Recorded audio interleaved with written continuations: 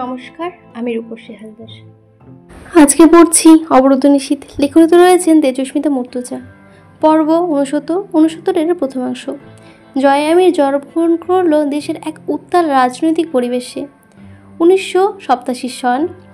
বাংলাদেশের সাময়িক শাসন চলছে। উত্তাল দেশের অবস্থা। তখন সকল বিরোধী দল পারস্পরিক সংঘাত একপাশে রেখে স্বৈরাচার পতনের লক্ষ্যে হাতে হাত রেখেছে। জাভেদ আমির ধীরে ধীরে আবারও রাজনীতিতে ফিরলেন ঠিকই, কিন্তু এবার তার দৃষ্টিকোণের মনোভাব বোঝা বড় দায়। 1990-এর শেষে স্বৈরাচারদের পতন হলো। জয়কে স্কুলে ভর্তি করা হলো 4 বছর বয়সে। তার জিদেই সে দেখেছে স্কুলে যায়, সে সকলে স্কুলে যায়, তারাও স্কুলে যাওয়ার দরকার। বাড়িতে 2 মহিলা রাখা আছে জয়ের যত্নের জন্য। তাদেরকে সহ্য করা যাচ্ছে না। একটার বয়স কম, 20-22 বছর হবে। খুব নজরে যত্নে রাখে। এত যত্ন আত্মি বড়লক্ষ্মী পর্নায় বিরক্ত সে। তার মাথায় ফুলদানি দিয়ে মেরে জখম করে দিয়েছে সে। তার ক্ষতিপূর্ণ দিতে হয়েছে, তবু মেয়েটা লজ্জা নেই। আবার আসে জয়ের দেখাশোনা করতে। জয়ের তা আরও ব্রিটিশ নেয় মেয়েটার ওপর। জাভেদ আমিরের সাথে ঝামেলা তার। সে রোজ স্কুল থেকে বড় বাবার কাছে যায়। বাপের ছোট ভাইকে সে ডাকে বড় বাবা। এটার কারণ আছে। বাবা শাসন করে আর বাবাকে ভালো লাগে না।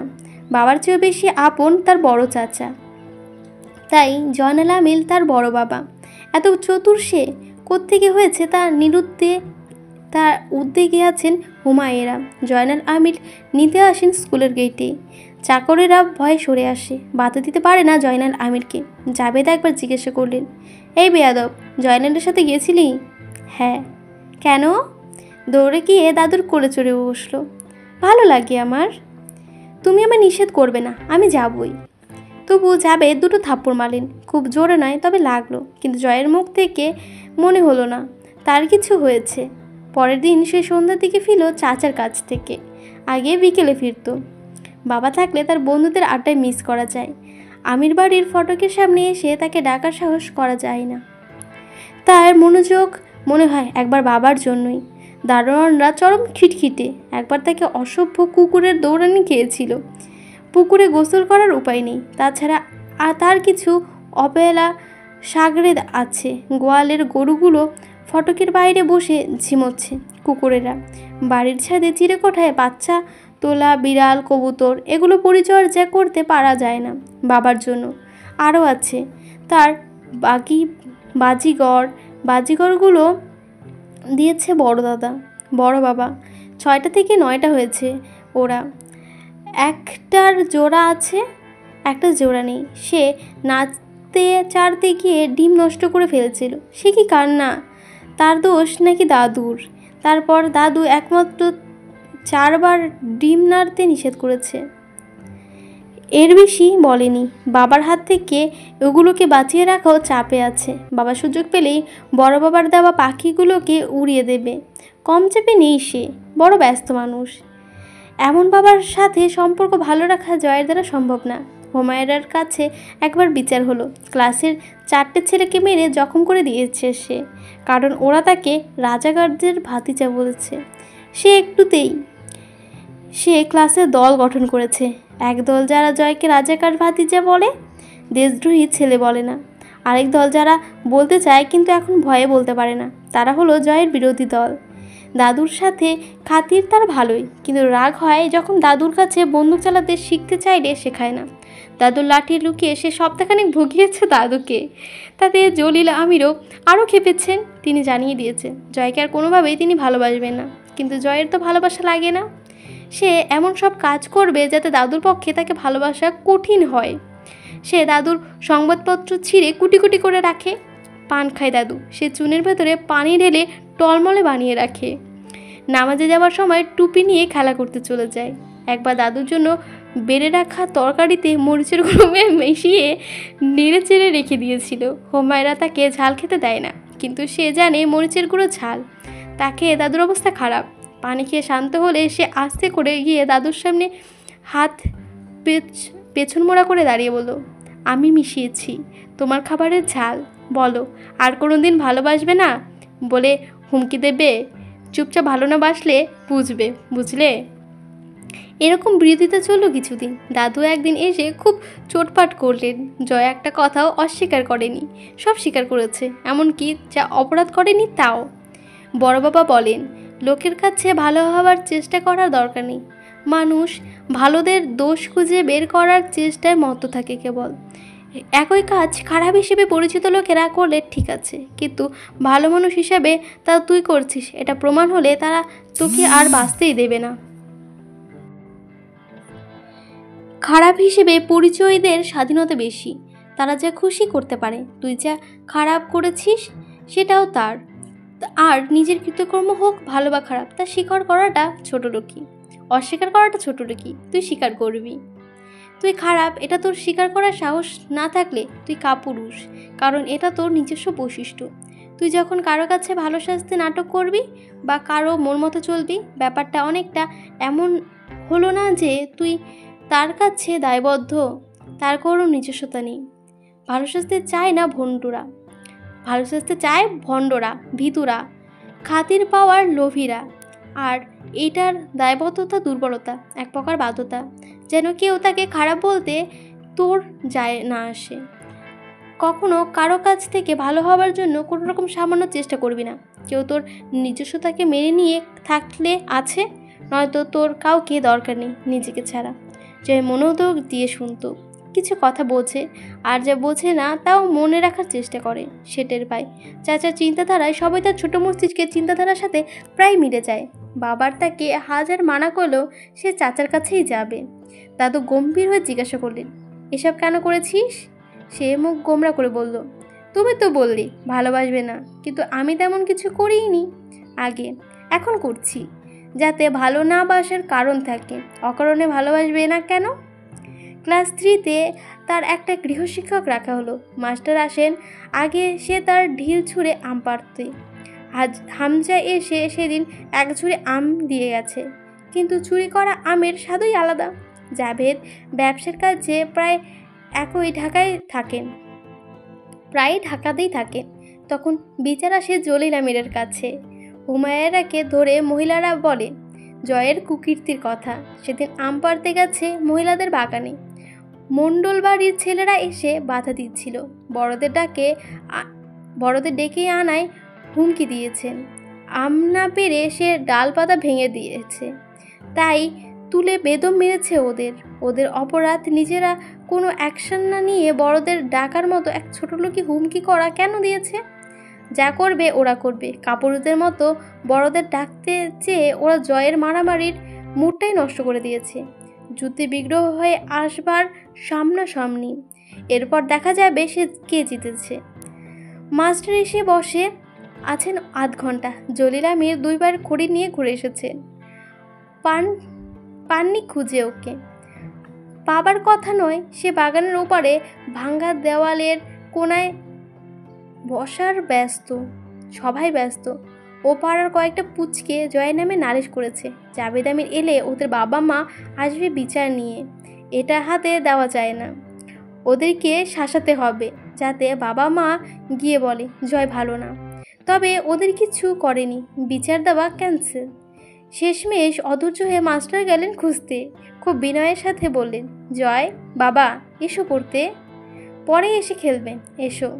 জয় বিরক্তিতে চোখ মুখ খিচে তাকালো, উঠল না সবার ছেড়ে। মাস্টার মশাইকে বলল, এখন ব্যস্ত আছি, বসেন ঘরে গিয়ে, পরে আসতেছি। মাস্টার হতভম্ব হয়ে চেয়ে রইলেন। কি হলো? যান, জরুরি কাজে আছি। আপনি কি এখনো দাঁড়িয়ে থেকে বাচ্চাদের আলাপ শুনবেন? মাস্টার রেগে মেগে তাকায়।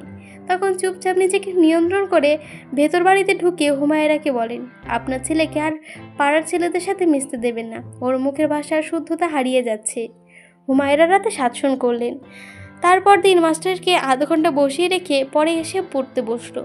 পড়া 10 মিনিট না হয়ে যেতেই উঠে পড়ে বলল, আর পড়বো না আজ, আপনি যান, আমার কাজ আছে। হনহন করে বেরিয়ে চলে গেল। সেই রাগটুকু মাস্টার চেপে রাখলেন। পরদিনের পড়ার সময় মাস্টার পড়াচ্ছে, সে কাগজ দিয়ে নৌকো, বাঁশি, ব্যাগ ইত্যাদি বানাচ্ছে। মাস্টারের ধৈর্যচ্যুতি হবার পর্যায়ে। তারপর তিনি 4 বার উঠে গিয়ে পানি খেয়ে এলো। টেবিলের ওপর মাথা রেখে ঝিমোতে লাগলো। শেষমেশ মাস্টার স্কেল দিয়ে মারলেন দুটো ঠাস ঠাস করে। জয় কাঁদতে কাঁদতে হুমায়রার কাছে ছুটল। মাস্টারকে কাছে আর পড়বে না সে, মাস্টার মারে, সে কি কান্না তার। সে সময় হামজা এলো। হুমায়রা কান মলে ধরলেন। এবার বল, মাস্টার কেন মেরেছে তোকে, বাদর ছেলে? মাস্টার ভালো না। জয় কাঁদছে, তার বানোয়াটি কান্না দেখে হাসি পাচ্ছে হামজার। তুই কিছু করেছিস? না। জয় জীবনে কাঁদলে তা সত্যি। এটা না মানার উপায় পেলেন না হুমায়রা। জলিল আমির রাজপুত্রের মতন পালছেন নাতিকে, তবু হুমায়রার বলছেন যেদিন মাস্টার নালিশ করেছিল বলে বাদ দেওয়ালি, কিন্তু সে তো তারপরও 2 দিন পড়িয়েছে। কথাটা বিশ্বাসযোগ্য হলো, এবং এটা করার জন্য সে তারপরও 2 দিন পড়েছে মাস্টারের কাছে। কিন্তু মাস্টারকে বাদ দেওয়ানোর একটা ছুতো দরকার, বিধায় 2 দিন খুব জ্বালাতন করে মার খাওয়ার আবদার করেছে মাস্টারের কাছে। হামজাকে দেখে শান্ত হলেন হুমায়রা, সবার খোঁজ খবর নিলেন। শাহানা ভাবি তেলের পিঠা বানিয়ে দিয়েছেন হামজার কাছে। হুমায়রার শরীরটা ভালো না, গর্ভাবস্থায় 4 মাস চলছে। কাজের মেয়ে দুটো গেছে গ্রামে। জয় সারাদিন বাদরামি করে বেড়ায়, তাকে সামলানো 4 মজুরের কাজের সমান। বিকেল পর্যন্ত রইল হামজা। ফুপু যতক্ষণ রান্না করলো সে দাঁড়িয়ে রইল ফুপুর কাছে। হামজার ছিপছিপি শুকনো শরীর, পরনের লুঙ্গি আর ফতোয়ার ময়লা, মুখটা শুকনো, নরম চালচলন, মুখে স্মিত হাসি, তবে মলিন। বয়স 14। এই বয়সে লম্বা হয়ে গেছে দেখার মতো। জয় হামজাকে পেলে সব ভুলে যায়। জয়ের স্বাস্থ্য চেহারা একদম আমির পরিবারের সবার মতোই অভিজাত হয়েছে, খালি স্বভাবটা দিনকে দিন বখাটেদের মতো হয়ে যাচ্ছে সঙ্গদুষে। হুমায়রা হামজাকে রেঁধে খাওয়ালেন, ও বাড়ির খবর শুনলেন। আজ কদিন হুমায়ুর পাটিরারির বাড়িতে নেই, সংসারের দায় তার নেই। হামজা, তুলি, শাহানা ভেসে গেলেও সে দায় তার নেই। সে দেশের বিদেশে ঘুরছে, মহিলাদের বিয়ের প্রলোভন দিয়ে তাদের ভোগের অপরাধী এক হালকা থেকে মার খাইয়ে ফিরছেন। হামজা তখন ক্লাস 8-এ, বাসায় চাল নেই। হামজা স্কুলের বেতন দেওয়া হয় না আজ 4 মাস। মাস্টার বেতন না দিয়ে স্কুলে যেতে মানা করে দিয়েছে। হুমায়রা কিছু কাঁচা তরকারি, চাউল, পোশাক আর কিছু টাকা বের করে হামজার হাতে দিলেন। বাড়িতে লোক নেই, ছুটিতে গেছে কাজের লোকেরা। জয়কে সাথে নিয়ে হামজা এগিয়ে গিয়ে এলেন অনেকটা দূর। হামজা পায়ে পড়তে চায়, ফুফু তার পায়ে লাগি। আমি একাই চলে যেতে পারবো, আমার কিচ্ছু হবে না। তোর পেটে আমার ছোট্ট বোন, এই রাইতে বাইর হয়ে বোন যদি কিছু হয় তোর খবর আছে। বাইর হস না ফুপু আম্মা। হুমায়রা শুনলেন না। অন্ধকারে একা ছাড়বো?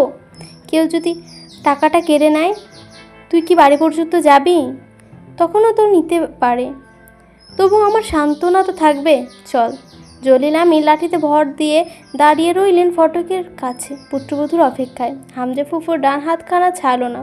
যতক্ষণ হাঁটলো, জয়ের মায়ের হাত ছেড়ে ছুটে এসে হামজার হাত চেপে ধরে তিরিং মিরিং ছুটছে। 2 দিন পর জাভেদ ফিরলেন, ক্লান্ত চেহারা। হুমায়রা দেখে বুঝে ফেললেন কিছু একটা হয়েছে। কিন্তু জাভেদ বড় চাপা মানুষ, রাজধানী থেকে ফিরেছেন। তা কেবল বুঝলেন জলিল আমির নিবাসে লোকজন কম। ফটকের দরওয়ান মনসুদ মিয়া, বাগানের মালি মন্টু, আর 2 জন আছে বাংলো ঘরে বিপদ আপদের জন্য। জলিল আমিরের অভ্যাস সদর ঘরে আরাম কেদারায় দুলতে দুলতে ঘুমানো, লাঠিটা কেদারার সাথে ঠেলান দিয়ে রাখা, বুকের ওপর বই, চোখে চশমা আছে, নাক টেকে ঘুমোচ্ছেন। মনসুদ মিয়ার চাকরিটা সুখের, সারা রাত সে ঘুমের ফটকের ধারের চেয়ারটায় বসে থাকে এবং ঘুমন। বাড়ির কর্তা জলিল সাহেব জানেন, ঝাড়িও মারেন, কয়েকবার লাঠি দিয়ে তেড়িয়েছেন, কিন্তু চাকরি ছেড়ে ছাড়িয়ে দেননি। মরশুদ মিয়া নিশ্চিত ছাড়বেও না। মাঝরাত কয়টা মরশুদ জানে না। কেউ ডাকছে মরশুদ মিয়াকে খুব করুণ সুরে, তার খুব বিপদ।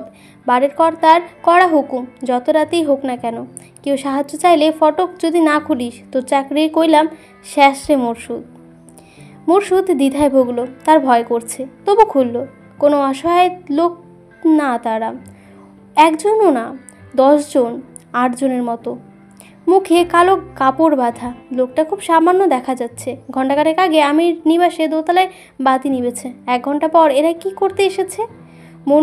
মন্টু আর বাংলা ঘরের 2 জনকে ডাকলো। তারা উঠে এসে দাঁড়িয়ে রইল। মরশুদকে জবাই করা হলো।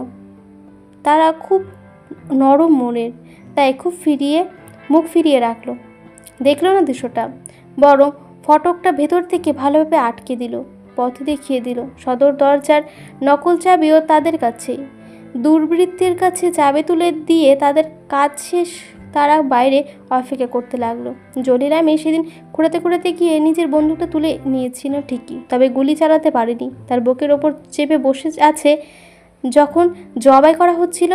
কেবল ওনার গলা দিয়ে খ্যাত খ্যাত আওয়াজ আসছিল। তিনি শেষবার কালিমা শাহাদাত করছিলেন, শেষ করতে পারলেন না অবশ্য। জবান বন্ধ হয়ে গেল। জাভেদ আমির আবার ডাক দিয়ে নিচে নেমে আসার আগে সে বন্দুক নিতে গেলেন দোতলার বড় বারান্দার ওপরে। ততক্ষণে কিছু দুর্বৃত্তরা শোবার ঘরে ঢুকে পড়েছে। জাভেদ আমিরের গুলিতে 4 জন পড়ে গেল। তখনও 9 জন আমির নিবাসে ছড়িয়ে ছিটিয়ে। জীবিত 9 জনের মাঝে কিন্তু জলিল আমিরের পালিত 2 জন মন্টুও আছে।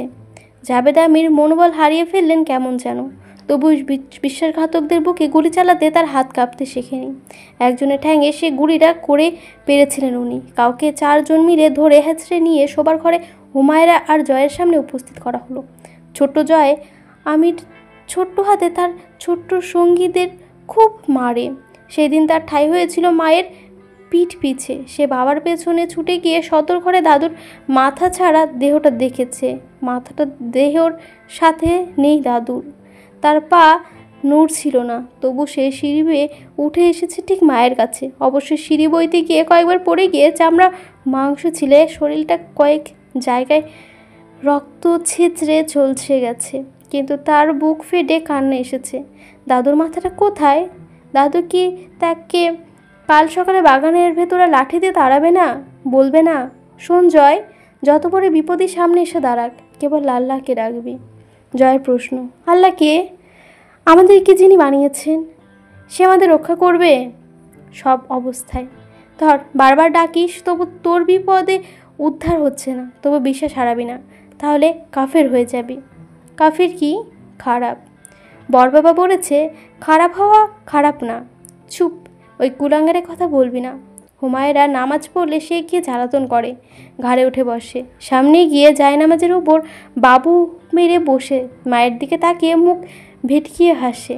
তখন নামাজ শেষে হুমায়রা বলতেন, এমন করতে নেই আব্বা, আল্লাহ নারাজ হন। আল্লাহ নারাজ হলে কি হয়? ছি, এসব বলতে নেই। আল্লাহ আমাদের রক্ষাকর্তা আব্বা, তাকে সন্তুষ্ট রাখতে হয়। জয় আজ মায়ের পেছনে লুকিয়ে মনে মনে ডাকছে আল্লাহকে, আল্লাহ রক্ষা করেন আল্লাহ। পর্বটা এখানে শেষ হয়ে গেছে। কেমন হচ্ছে অবশ্যই জানাবেন। ভালো লাগলে অবশ্যই লাইক কমেন্ট সাবস্ক্রাইব করে দেবেন। আজকে ধন্যবাদ।